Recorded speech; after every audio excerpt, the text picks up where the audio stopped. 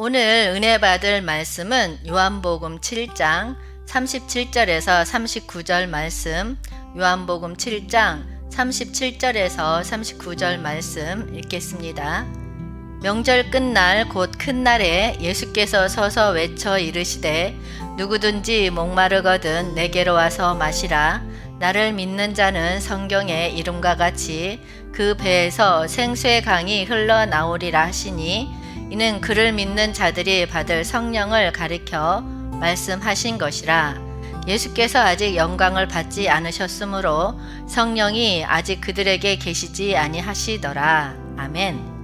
오늘은 생명을 흐르게 하라 라는 주제로 말씀을 전하도록 하겠습니다. 신약 성경에는 생명으로 번역할 수 있는 헬라어가 셋이 나오는데요. 조에, 푸시케, 비오스입니다. 이 셋은 넓게 말해서 생명으로 번역할 수 있지만 각각의 독특한 뜻을 가지고 있습니다. 푸시케는 생물학적 목숨인 혼의 생명을 말하고 비오스는 육체의 생명을 말하며 조에는 푸시케나 비오스와는 다른 생명입니다. 조에는 하나님께서 우리 안에 숨겨두신 생명입니다. 하나님의 생명이라는 것입니다. 명절 끝날 곧 큰 날에는 초막절 명절 마지막 날입니다. 오늘날의 추수감사절과 비슷한 절기로 하나님의 은혜와 복을 기념하는 절기인 동시에 신년제의 성격이 들어 있습니다. 예수님께서는 이날 말씀하신 것입니다. 초막절은 이스라엘 백성들이 광야 생활을 체험합니다. 7일 동안 즐거워하며 조상들의 광야 40년 생활을 기념하여 초막을 지어서 생활합니다. 대제사장은 초막절이 시작되면 실로암 연못에 가서 금으로 된 물단지에 물을 길어와서 번제단 위에 붓는 의식, 즉 관제를 행합니다. 이것은 이스라엘 백성들이 광야 생활 중에 물이 없을 때 반석에서 생수를 내신 것을 기념하는 의미가 있습니다.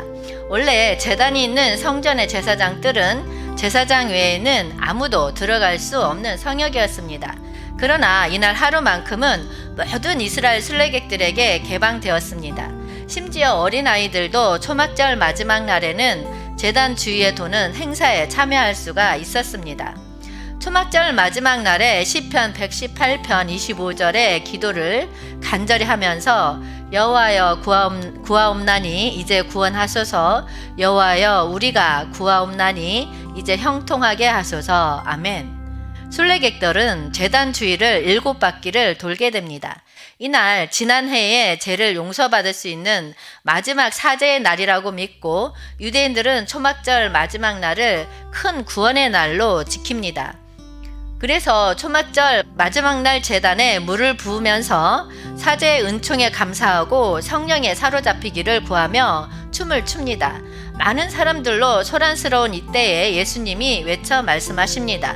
누구든지 목마르거든 내게로 와서 마시라.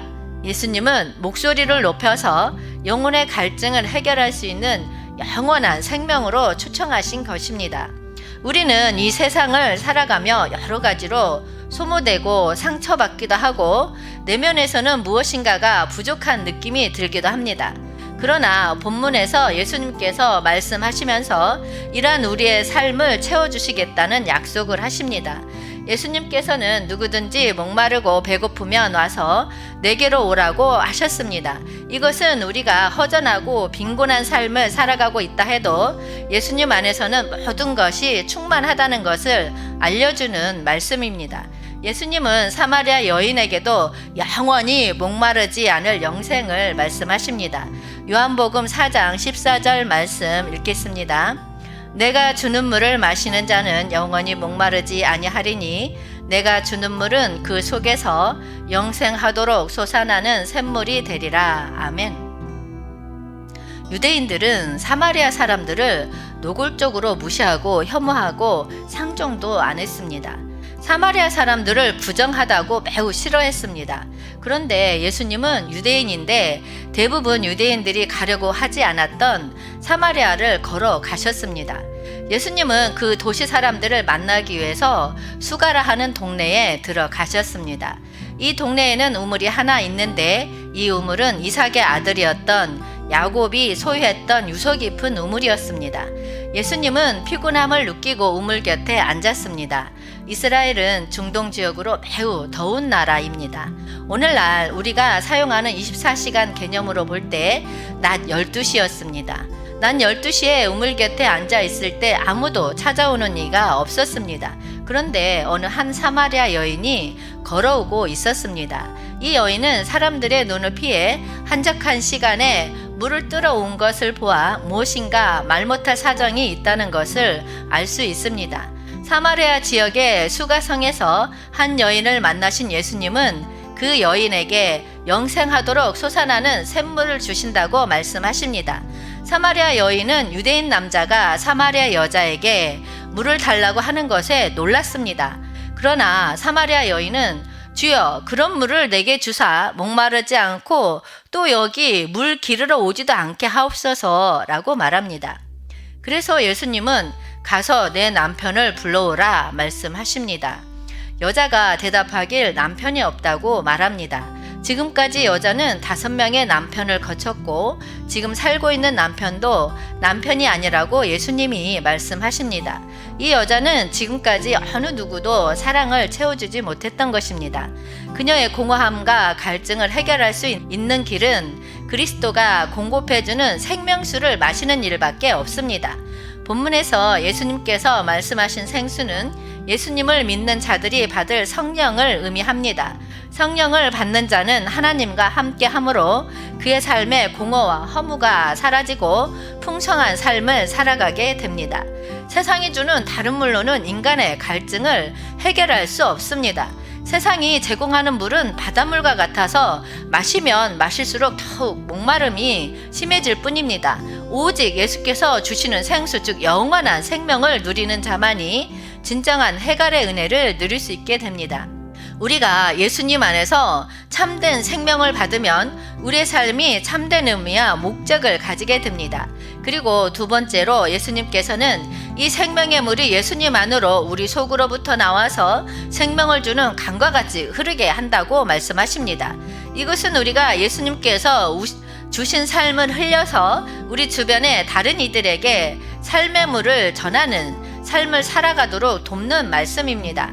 우리는 예수님의 사랑을 받고 예수님 안에서 흐르는 생명의 물을 받아서 우리 주변의 이들에게 이 물을 나눠줌으로써 우리의 삶이 더욱 풍성하게 만들어질 수 있습니다. 여러분, 그렇다면 우리가 생명을 얻었다는 것은 무엇을 말할까요? 요한복음 14장 6절 말씀 읽겠습니다. 예수께서 이르시되 내가 곧 길이요 진리요 생명이니 나로 말미암지 않고는 아버지께로 올 자가 없느니라. 아멘. 주 예수를 믿는 것은 생명을 얻는 것인데 그 생명이 바로 하나님 자체라는 것입니다. 생명을 따라 사는 것은 곧 우리 안에 오신 하나님의 생명을 사는 것입니다. 하나님은 생명이신데 그 하나님이 직접 오실 수 없기 때문에 육신으로 나타나시고 우리의 죄를 보혈로 씻으시고 부활 승천하셔서 또 다른 보혜사로 성령으로 우리 안에 오셔서 우리의 생명이 되신 것입니다. 생명을 주는 것은 영, 즉 오직 성령이십니다. 생명을 소유할 수 있는 방법은 오직 성령이십니다. 생명으로 다스리는 것은 성령입니다. 로마서 8장 2절 말씀 읽겠습니다. 이는 그리스도 예수 안에 있는 생명의 성령의 법이 죄와 사망의 법에서 너를 해방하였음이라. 아멘. 죄와 사망의 법은 단순히 율법만을 의미하지는 않습니다. 어떠한 율법적인 틀을 말합니다. 사망을 극복하는 강력한 힘은 그리스도의 생명이십니다. 생명의 성령의 법이 죄와 사망의 근본적인 문제를 해결합니다. 주 예수를 영접할 때 거듭난 영 안에 생명의 성령의 법이 들어오십니다. 우리를 짓누르고 멸망으로 이끄는 죄와 사망의 법에서 우리를 해방합니다. 성령은 생명 자체이고 생명이 곧 성령입니다. 생명을 따라 사는 것만이 그리스도의 신부요 군대입니다. 그렇다면 어떻게 하는 게 생명을 따라 사는 것일까요? 합당한 교회 생활은 신성한 생명을 따라 사는 것입니다. 이 생명은 영원하고 신성하고 파괴되지 않는 생명입니다. 사람은 세 가지의 생명을 가지고 있습니다. 영혼, 육입니다. 믿는 자에게는 밖에 돌판에 새겨진 율법이 있습니다. 하나님의 법 속성은 우리에게 지킬 수 있는 힘을 주지 못하지만 하나님이 무엇을 좋아하시고 싫어하시는지 알게 합니다. 또한 마음의 법, 생각이 있습니다. 이는 하나님의 법을 지키라는 선한 법입니다. 우리가 선을 행하려고 생각을 하는 순간 제법이 역사합니다. 신앙생활은 단순하게 주님을 사랑하고 성령, 영을 생각하는 것입니다. 우리의 기도, 봉사 등 모든 것이 생명을 따라 사는 것입니다. 우리의 신앙생활은 이 생명이 흘러나오는 것입니다. 이 생명이 흘러나옴으로 영광스러운 교회로 건축되고 새 예루살렘으로 완성됩니다. 우리의 예배, 기도, 선포 등 모든 것이 생명이 흘러나오도록 하는 것입니다. 우리는 생명이 성장해야 합니다. 그리스도인은 생명의 성장 과정이 있습니다. 성장은 매일매일의 과정입니다. 주 예수 그리스도를 믿고 거듭남으로 영접된 생명이 성장해야 한다는 것입니다. 생명의 성장과 행위의 개선은 다른 것입니다. 영적 지식의 증가와 생명의 성장과는 별개입니다. 여러분, 말씀과 기도 생활로 생명을 흘러 보냅시다. 생명이 흘러나와서 새 예루살렘을 완성합시다.